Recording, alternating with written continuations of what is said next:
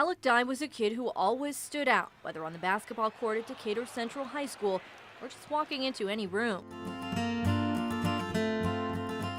He was always making people laugh. He had that contagious smile. Do you feel that?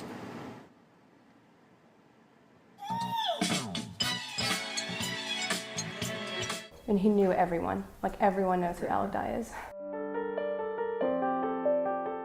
His story might sound familiar, a 20-something looking for a purpose, joining the Air Force.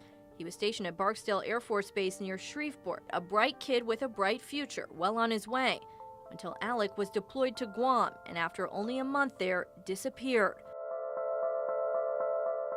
His mom, Donna Dye, got a call from Barksdale. Alec had been missing for 8 hours, and I couldn't really comprehend what she was saying. I screamed at her a few times, I believe. I was upset, and I told her she better find my son. As Alec's disappearance made the news, Alec Dye vanished off the coast of Guam yesterday. Donna was already asking questions. Where could he be?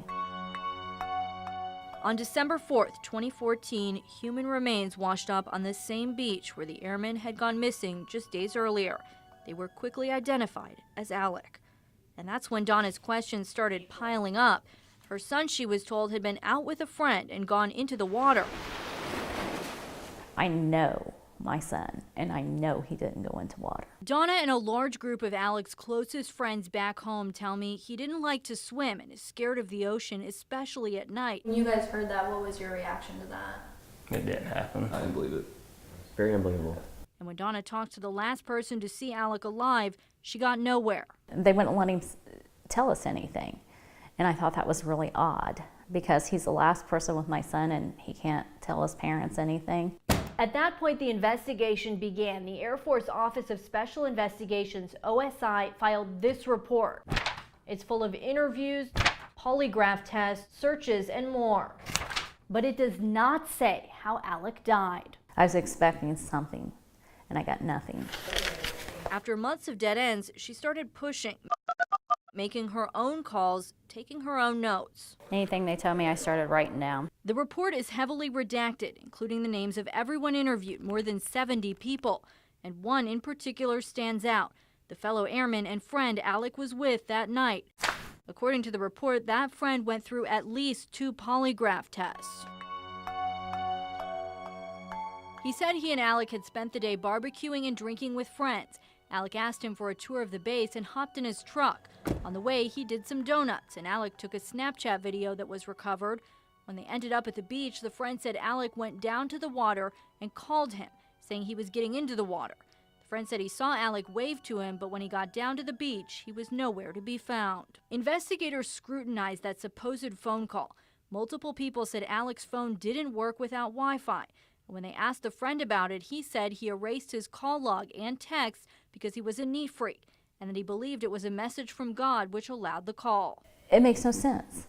As the initial questioning continued, investigators said the friend's recollection of events contained multiple inconsistencies, and there were 2 hours missing from his story.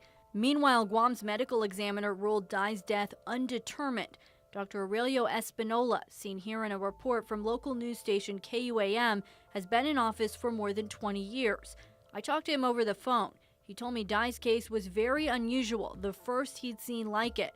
He found no evidence of drowning, saying, "I really don't know what happened to him." There's nothing for them to say that he drowned. In 2,500 pages, there are countless handwritten statements and notes.